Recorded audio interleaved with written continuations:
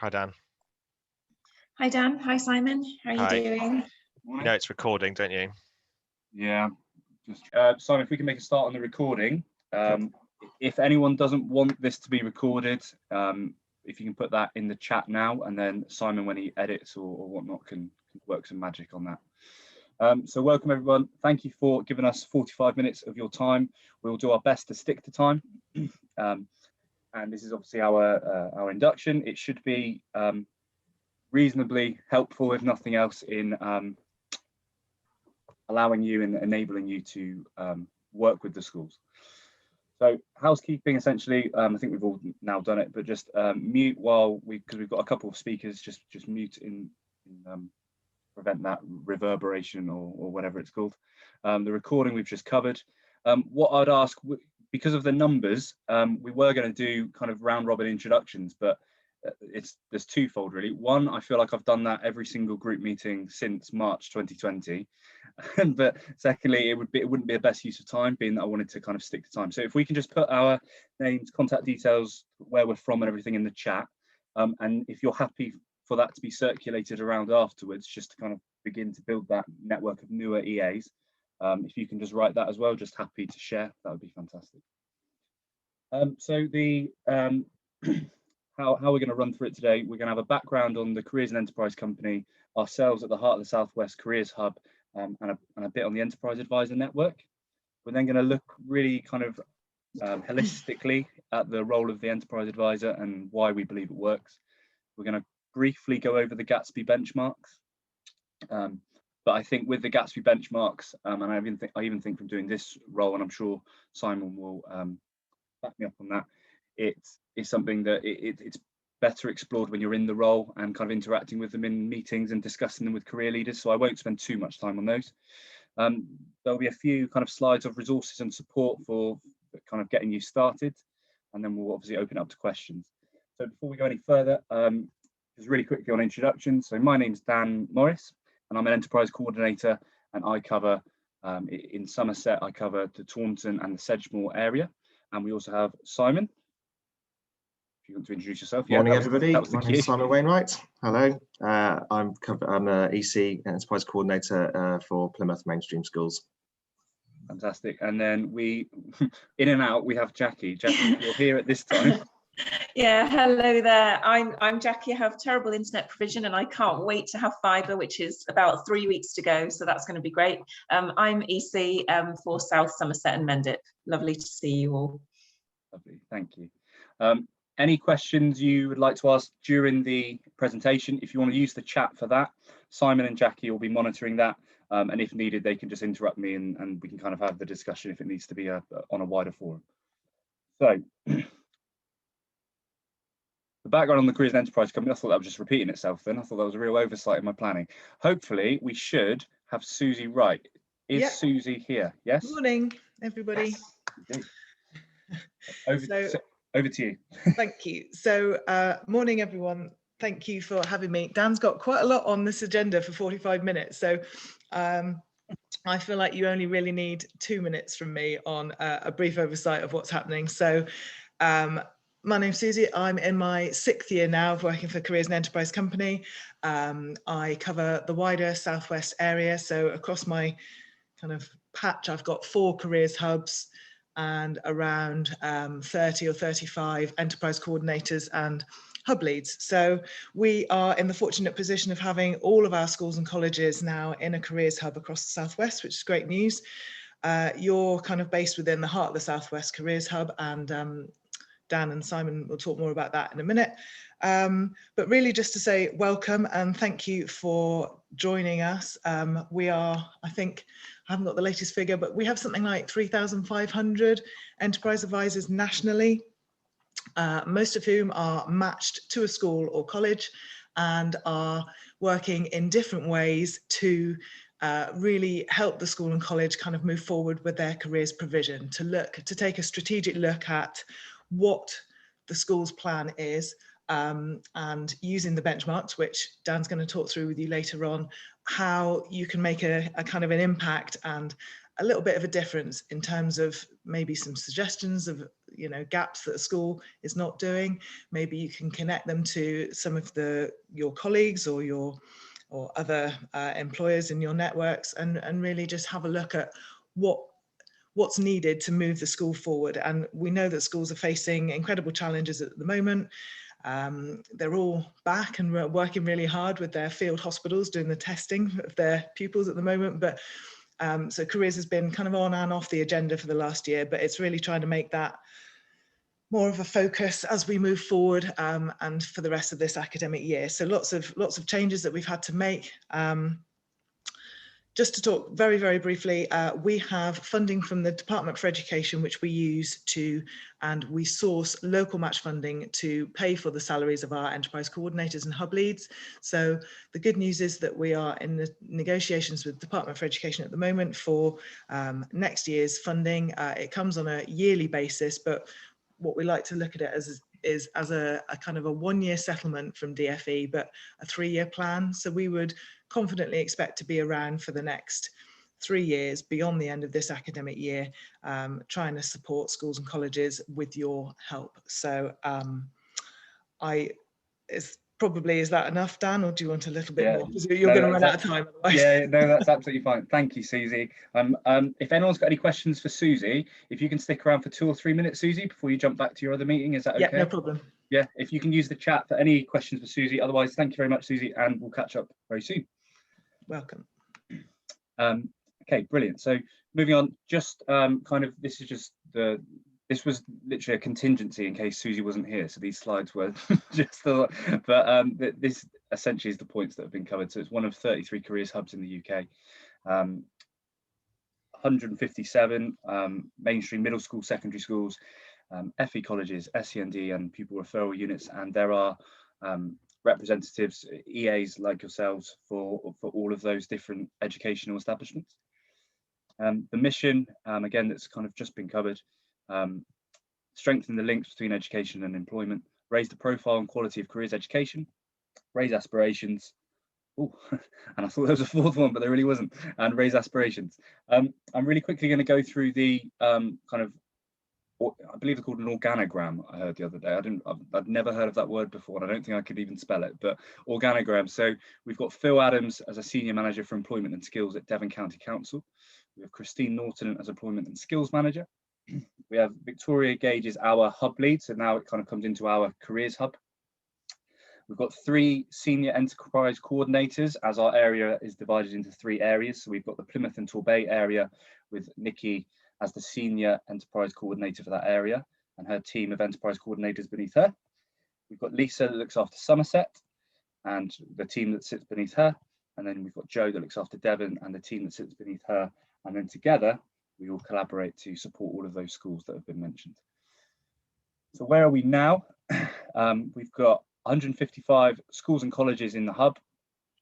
We've got 106 enterprise advisors within the hub at this point, and that should have been correct as of yesterday, as that was what Lisa gave me, so I apologize if that's wrong.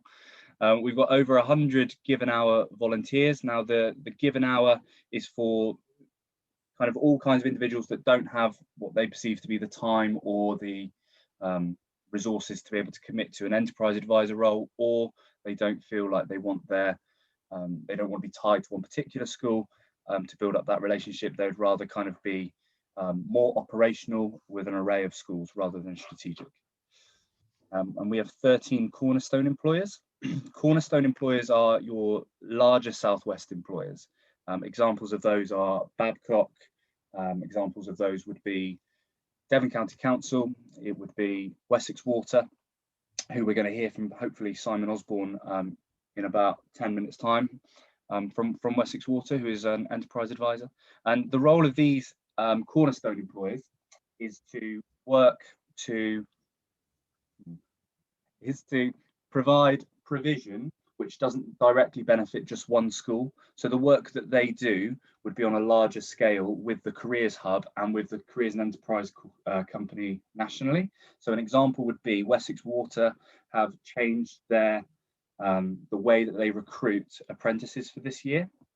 and they're using innovative ideas. They've kind of abandoned CVs as they've felt that that doesn't work for young people, and they're using kind of initial declaration of interest for a role can be done over WhatsApp, for example, which we all know kids on their phones, WhatsApp's an easy way of just indicating, yes, I'm interested in that role. So they kind of work to pilot just strategic ways of doing things differently, and then that filters through into what we do and can then filter out into the network, and it hopefully raises and innovates employer opportunities in the area. So the number of EAs, as Susie kind of alluded to, we had 1,300 in 2017, 2,000, and it's got steadily higher. And we're now, as Susie said, across the whole network, across the whole of the UK, we're at 3,670. So the enterprise advisor network that you're part of, even though there's, 20 of you here today, it's part of a much wider vehicle. So look, I'm doing quite well for time, I think. 9:15, I'm flying. The role of the enterprise advisor and why it works. Our role as an enterprise coordinator, so that's myself, Simon, Jackie, and the rest of the Careers Hub, looks a little bit like this. We build networks, support the career leaders, and back the Gatsby benchmarks. I don't know why the next image looks how it looks, so I apologize, but your role looks more like this. So it seems like we're very much leveraging off of yours, and we're just kind of sitting back, but that isn't the case, I promise, and there is a lot that we do. But I'm just going to really briefly run you through each of these. A lot of them, there's a lot of overlap with them, and it isn't too dissimilar to what you've heard already today. So building relationships with the LEP and with the school SLT. With this one, building relationships with the LEP would be building relationships with ourselves, as we are kind of representative of the Heart of the Southwest LEP. But with the school SLT, this can be a challenging one, but it can also be a really impactful one. So the careers leader within a school isn't always on the school senior leadership team. Should probably have clarified for those that didn't know. SLT is the school senior leadership team, which is obviously your heads, deputies, and assistant heads. Occasionally includes department heads. But the careers leader doesn't always sit on that panel. So sometimes it's a case of, as in many organizations, where the career leader is almost pushing up all the time to try and get their agenda heard and recognized on the senior leadership level. Where we see an enterprise advisor working there is, these are struggles which are hopefully you're well versed in business, and you know how to get that voice heard. So whether it's requesting a meeting with the career leader and a representative from SLT, and just supporting that career leader to get their point across. There is also an element which doesn't, I'm just checking, come into this, where we try and get a governor from the governing body to have a careers focus on the governing body. And we found that to have a huge impact as well, as in when you've got a career leader who perhaps isn't on the senior leadership team kind of pushing up with the support of yourselves in a business an advisory position, and then you've got a governor, being that the school is always held accountable to its governing body through governance, as in many businesses, public sector businesses. That is a really helpful way of that voice being heard on the senior leadership level. This one is hopefully quite simple. We want you to be involved with the school, and we also want, whether that's in supply chains or whether that's through just people you know and you feel would be appropriate to work with the school, and just do the networking that a career leader, as you're probably more than aware, particularly at the moment, doesn't have time to do. So be that network of support. Strategic input, this is the where we try and gear our EAs towards. So there's two kind of roles in terms of support that schools ask for. There's operational and there's strategic. Strategic is more that oversight on the careers plan. Where is the career plan going? What support is needed for careers to be a bigger piece in the school, and all of the strategy that would go in behind that. Whereas the operational is we want to do this, can you support? Naturally, you're going to be drawn to the operational side of it and be able to suggest, we could do this together with the year 10s. How about I get with the business GCSE year 11 group and I deliver a talk on this? That is absolutely fine, and we wouldn't ever say don't do that. But what we also want you to keep an eye towards is the strategic side of it, of helping that career leader increase the presence of careers across the school, is a primary function of your role as well. So it's just kind of managing both sides of it. Be a business expert, no pressure, but we have recruited all of you and you have expressed interest, and we have had conversations with you, and we believe that in the field that you are in, that you are have expertise significantly more than us and significantly more than the school and career leaders and their students. So we just want you to know that we value the knowledge that you have, and we will happily learn from you. So bring everything that you've got to the table. Evaluate this is something that schools really struggle with. Hopefully in private sector and companies that you work in, evaluation is a key part of how you make your decisions. You evaluate previous decisions, evaluate trends, and then you informs your decisions going forward. Schools and career leaders, some career leaders, it isn't their primary role. So they are also a class teacher or class teacher and a head of department, for example, and career leader is a bit of a bolt-on. So their time to be able to look at their careers plan annually, evaluate what worked before, and evaluate that from both the students' perceptions, teachers, from parents, and from actual businesses that have come in. I think it's a big task. So we don't want you to, we're not expecting you, and it's not a labor intensive thing, we're not expecting you to come in and evaluate it all for them and go out to the teachers and go out, we're not expecting that, but we just want you to bring that experience of what is the most streamlined, efficient way to evaluate what's worked before and what hasn't, and how do you make those tangible changes that are small, simple steps, and just create the next careers plan together. Hopefully that kind of made a bit of sense. Critical friend. I kind of feel like this is a real overused phrase these days with critical friend, but it's more the being a sounding board for a career leader that's just struggling and being there. So you'll be going to the meetings that we have either every half term, every term, so every kind of 6 to 12 weeks, however it works with the school. But it's also just kind of reassuring that, you know, if you need someone just to kind of fire things off and be a sounding board, you're also there. So to kind of, we're not expecting that to be there straight away, but to build up over time. As we spoke about before, I wonder why that's a different colour. As we spoke about before, apologies for the different colour. Delivery is the operational side. So it is the if they need somebody to speak about employability skills, if they need somebody to support talking to a group of students, or to careers fairs, or I mean, you probably know that the raft of opportunities that are available through perhaps your own children, or seeing on LinkedIn all the companies that kind of say different things they're doing in schools. It's all of those elements. So it's the doing careers talks, doing careers fairs, doing mock interviews, etc. And champion, which you can't actually read when it's made that big. This is really disappointing when it gets big. Champion is in terms of just champion the Gatsby benchmarks.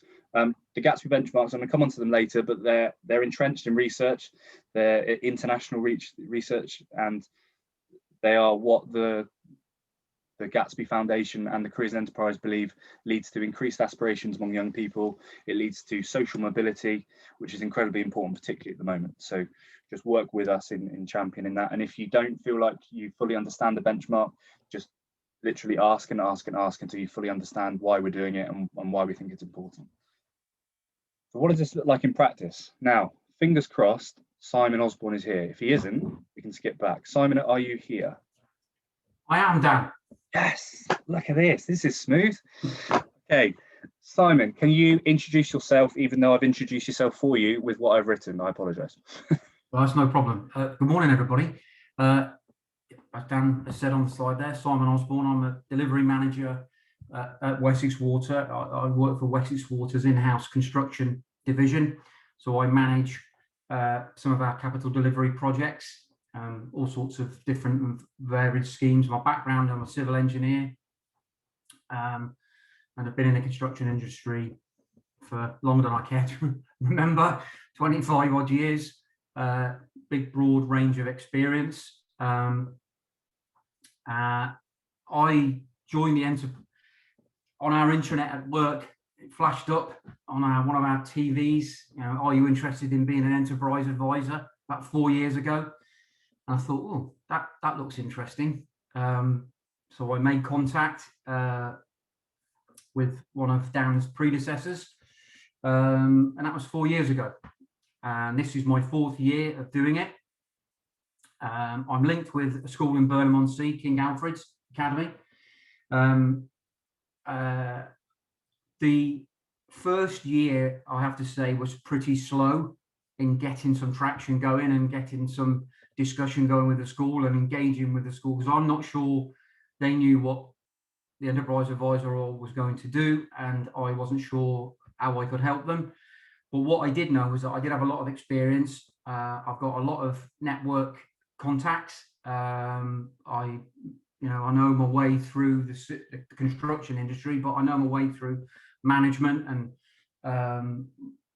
interviewing people and what careers advice should look like. I believe I know I'm probably more geared towards the engineering side of it, but that's a bit of transferable skills. If you know and understand those sorts of dynamics and those sorts of approaches to dealing with things, then you can add some value, and that's what I felt I could do. So the first year was a little bit of a challenge, but the second year got better.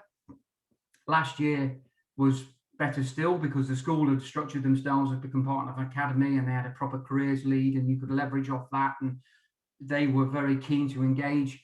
And then unfortunately we had this year. So this year we'd planned to do so much stuff, which just got sidelined, to be short. It was simple things like arranging site visits to come and see what it is that Wessex Water do, trying to get engaged in more careers fairs, attending in person to do our apprentice, promoting our apprenticeships and that sort of thing. So this year has had the chance, I guess, to take the wind right out of our sails. But we've tried to, the thing for me is I've made contact with the school, kept the contact going. It's about being, I guess in some ways, it's about just letting them know that you're still there. We will come out of this, and next year will be different. We will learn from this, because we will do some things that we wouldn't have probably done. So we will do some things on Teams which we probably wouldn't have done before. And that engagement, I think, actually will get better, because we can do things like this more regularly rather than everybody rocking up at the school. So I'm hoping that there'll be some things that come out of the positives that come out of this. What we have been able to do, again, it's a bit of horses for courses. I've been able to manage, offer up my services to the school to say, well, look, if I can't be there in person to offer that support, what about doing mock interviews? I've got 2 mock interviews next week with 2 students from the school. I have asked them to send me CVs. Can I look at your CVs or your personal statements? Can I ask you, can I engage with you that way and say, well, actually, rather than coming in and talking about it generally about what I think a personal statement should look like and how you would deal with things from a point of view of job applications, I can do it now one-to-one, because I can do it on Teams, and I can have 15 or 20 minutes with a young adult and go, right, okay, and I've done that. I'm very fortunate. My wife actually is HR, she's involved in HR, so I'll leverage off her a little bit as well. So next week we've got an interview. She works for the NHS. Purely by chance, one of the young adults wants to do an interview to become, she's gone for a midwifery apprenticeship. I thought, oh, I've got the very person that can put you through that. And another one wants to do a soliciting. She's joined a legal firm for apprenticeship, and I've been able to. I'll be giving him a mock interview. So there's all these sorts of things that I probably wouldn't have done if we were just on that face-to-face in the old days. The old days last year. So those are the things that we are able to do. Of course, we've joined with we are privileged because we have, there's 3,000 of us, so we have our own early careers team, and it's been dragging them in. They have more than keen. I say drag, they're keen to do it. So we've done some online apprenticeship workshops and explained to them what we do as Wessex Water. We did that alongside Thatcher Cider, so we did that as a joint thing. Now normally we would have done that maybe face to face. So it's all of those sorts of things, just trying to use this technology in a way that we maybe not have done before, and don't I did have to give an EA discussion a month or so ago, maybe before Christmas even. You know, don't be disheartened. Don't be disheartened that you can't sit in front of people. And I know if you're new to this and this is your first year, you're thinking, oh, crikey, I'm not adding any value here. It's just, I think a lot of it is just letting the school know that you're there. And if you've got a query or you've got a problem, just make contact. And you don't have to make me come into the school, and you don't have to come and see me at my office. We can do it on Teams now. So just be there to let them know that you're supporting. What have I got out of it? Dan's given me some little notes here. Actually, that's what I'm reading down through them. So what have I got out of it was the next one.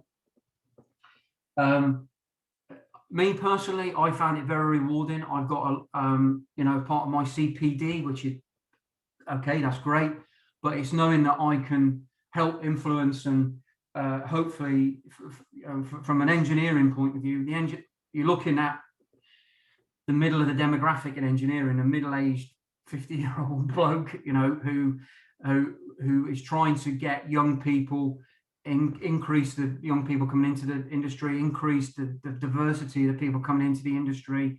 So that is what I'm hoping to get out of it, because engineering, you know, we are struggling to attract people to it. And if I can, whilst it's not just about engineering, of course, it's about linking up all of my networks, and a lot of them are engineering, but there's not just engineering, it's all over that spectrum of employment. And for the business as well, for the company, you know, our social purpose, what we do, we're a big regional company, but we're regional.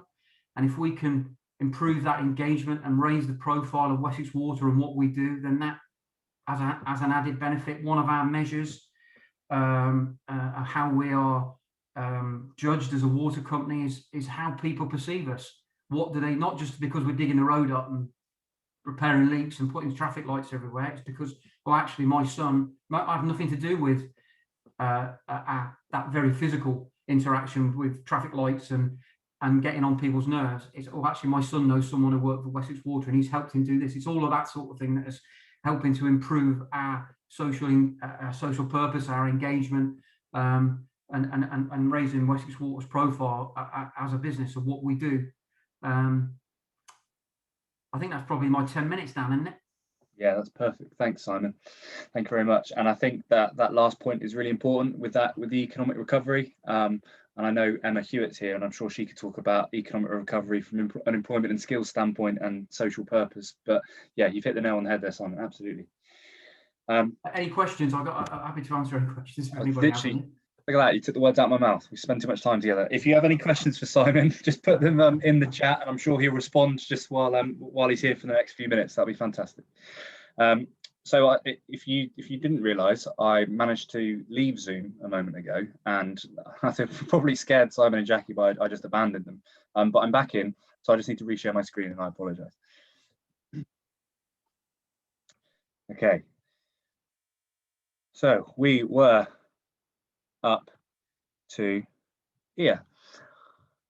Okay, right, we are, I promise, in like the last 12 minutes. I think I've timed this to as close to perfection as possible. Now, as I said about international research, there was and this does have, when I was putting this in, I did feel like I was doing a university assignment again. I had like a shudder of an all-nighter, but there is entrenched in a lot of international research. There is even more recent research on it, and all you have to do is look at any kind of FE news or even BBC News, click on the education, and there's usually something about careers now. There was even something this week about the deprivation of digital skills and how we need digital skills now. So I'm just going to kind of leave them up there. I'm not going to read you through them, but there is research behind what we're suggesting. And the most important point is that larger point at the end around reducing the incidence of becoming NEET, so not in education, employment or training. So we do believe that these employer engagements are incredibly important in reducing that statistic, and again, even more at the moment, the likelihood of becoming NEET increases because the employer pool, obviously the pool that employers have to choose from has vastly expanded. So the Gatsby benchmarks, how many do you know? So this is just the kind of chat that you're still with us. So if you know none, write none in the chat. If you know some, write some. If you actually know them, what you think they are, and you think you know which benchmark number they are, you've got 30 seconds, and I've actually got it ready to be timed.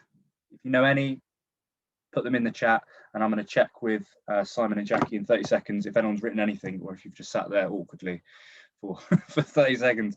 I don't know what's worse. I should have done the countdown thing. I should have put the countdown. That's 30 seconds, isn't it? That was a missed opportunity. Oh. Instead, we just got that awkward silence. 15 seconds left.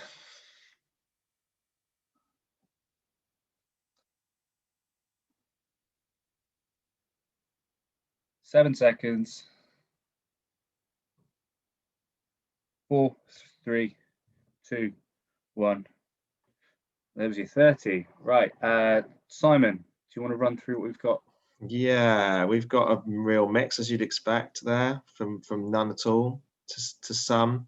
I think that what we're reading there is that people are aware of the principles and the sort of framework behind Gatsby benchmarks, but actually the detail in those 8 benchmarks is obviously something that develops over time, and that's what we're here to do, to support you, to make sure that you understand them and that the schools understand them, and that we're making best of them. So yeah, interesting. Thanks for feeding back on that one. Thanks, Simon. Awesome. So these are your 8 Gatsby benchmarks.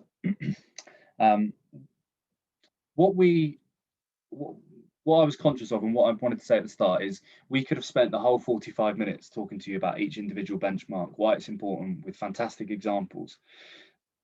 These 8 benchmarks are what the schools report on every single term. So once at Christmas, around now, so there's a lot of us doing these meetings this week where the career leaders will fill out a report on their performance against these benchmarks. And again, at the end of the academic year in July, schools are at different places in them, and your school will be a vastly different place to the next person. You know, if you were sat in a room, I guess that's a better analogy. If you sat in a room, essentially, the ones that we're struggling with at the moment is Gatsby 5 and 6 on the right hand side, which is your encounters, purely because it's virtual at this point, and there's a need for those encounters to be meaningful, and meaningful is generally dictated by the opportunity to ask questions, and it's a two-way encounter.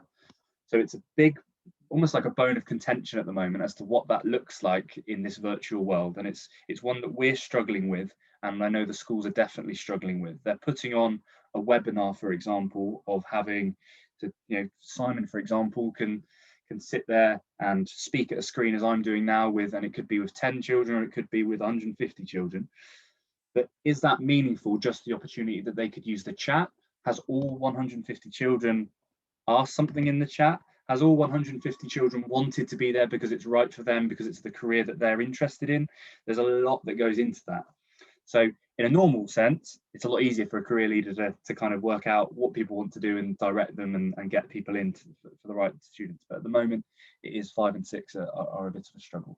But as with these benchmarks, the reason I don't want to focus on them is A, you're giving up your time to be here already, and B, it's something that you're just going to become more and more acquainted with as you meet with your career leader and your enterprise coordinator. There are going to be links in a moment with resources that if you wanted to peruse at leisure in your free time, then you could do that. In terms of what we report on and why this is important, I know that this is something you're probably squinting going, why has he just put loads of numbers on the screen? I don't know where to look. I want you just to look at the dark, I did say dark blue, I think it's probably dark green on this light. That must have been weird lighting. I want you to focus in on the third line, the one that is showing that it's increasing. And all I want that to show is the schools that are in our hub, which were established in 2018, and the schools that have an enterprise advisor and engage with us, they perform better and report better progress against the Gatsby benchmarks. There you go. there's my arrow. So resources and support. There is the careers and enterprise website, where they've got a section specifically for enterprise advisor resources. That has everything from watching webinars from the CEC about what their version of this. There is all sorts. I don't want to waste your time by running you through them. What I'll do is, when I follow this induction up with the email afterwards, I'll put the link to this website, and then you've got the option just to have a look and to acquaint yourself with the tools and materials. There's also a Heart of the Southwest Skills Launchpad. Now, a lot of this stuff is from our team, and it is primarily for career leaders or for parents or for teachers. It's not necessarily for enterprise advisors, but the reason I've put it on here is it just gives you a flavour of the types of things that exist already for schools and what's being done by companies. So a lot of them are videos, or they're actual resources that can be printed off and given to students. So again, it will be a link that I put in the follow-up email, and I just think it's helpful for you to have a look and see what's already going on and what is already available to schools to kind of get that wider, rounder picture in your head. Other support, obviously your enterprise coordinator that you're going to be working with is going to be a large element of your support. The school and career leaders that you interact with, and the enterprise advisor network, and that's each other. So what I just wanted to leave with you is this isn't it. It's not thanks very much for being on board and then we leave you to be with your enterprise coordinator in your school. You can do that, and that's absolutely fine. We're not going to take it offensively. But if you wanted to kind of keep interacting, we have enterprise advisor meetings, and we do them geographically. So there'll be a Somerset enterprise coordinator meeting, a Devon, and a Plymouth and Torbay enterprise coordinator meeting. And sometimes they go even smaller, and there can be smaller meetings within that. And what we want to do is we bring you together. We present the local data, so it isn't so general as this. It will be relevant to your school and your area. And then we look at common themes, and we look at how we can overcome those and work together with solutions, and we leverage off each other. And also we just give opportunity as well just for networking, which is really nice, just be able to meet people you wouldn't necessarily meet in potentially your day-to-day life. So I'm going to stop sharing my screen, and if there's any questions, feel free to I'll allow you to. I think you can put your hand up now. I'm fairly sure that if you go to participants and then the arrow, I think you can put your hand up. That might be the easiest way to do it if you have any questions. Reactions, Dan. I think if you click reactions, you can click raise hand, or just physically raise your hand. Or you can physically raise your hand. Yeah. If there aren't any questions, that is 5 minutes under, which is fantastic. Everyone likes a meeting that finishes early. But we've got Vicky. Is that right? Is your hand raised, or were you? Yeah, no, my hand's raised. Sorry, I've just got one. I hate to ruin everyone's when they're like, "Oh, I can get away early." It's only one question though. I'm new to this. I'm very new. I wondered, when we're so new, will we get support from yourselves and the other career people to sort of embed that Gatsby benchmarks rather than just be expected to just know it all? Do you see what I mean? I'm thinking I'm a little bit nervous about it because I'm not experienced in that area. Yeah. No. Yeah. Great question. So when I say it comes down to the meetings, I think the version of me and the version of Simon, the version of Jackie that you work with is aware of your starting point and isn't expecting you to kind of go in there and be like, right, Gatsby Benchmark 4, this is what I've thought about, this is my ideas, I've looked at a website and I reckon we should do this. It's definitely what I would ask you to do is just chat with your enterprise coordinator to get an understanding of the school, so they can send you the previous Gatsby report so you know what their percentages are. You can then have a conversation about what are the challenges, what's the infrastructure around them, whether the career leader is on the SLT, whether they're kind of just within the school, like the main staff of the school, and just try and get that well-rounded picture. And then also don't feel like you need to completely contribute straight away. It's a journey. It's not a impact straight away, because we want you to build up that relationship with the school, and we're hoping this is something that lasts for a long time. So we're not expecting immediate impact. Do not worry at all. I don't even think I've been doing this 6 months and I'm not convinced of my own impact, so don't worry. Can I just add to that, Dan, as Vicky's enterprise coordinator, and as Vicky said, she's extremely new, so it's often there's things that we assume, because we've been in it a little while, that perhaps you guys don't. So do always reach out to us, and actually we can have individual meetings between ourselves and yourselves, independent of the school, so we can look at the strategies, look at what might be the best intervention in that particular instance. So it's not all about having to perform, and understand all this knowledge straight off the bat. So in short, don't worry, Vicky, we'll look after you. Thank you. Thanks. Okay, if there's any more questions, I can see everyone on one screen now, so if you can physically put your hand up. Otherwise, thank you very much for joining us, and have an amazing day and have a great weekend when you get there. Thanks. Thanks everyone. Thanks, you. everybody. Cheers, thank you. Thanks. Bye, thanks. Bye. Bye. Thank you.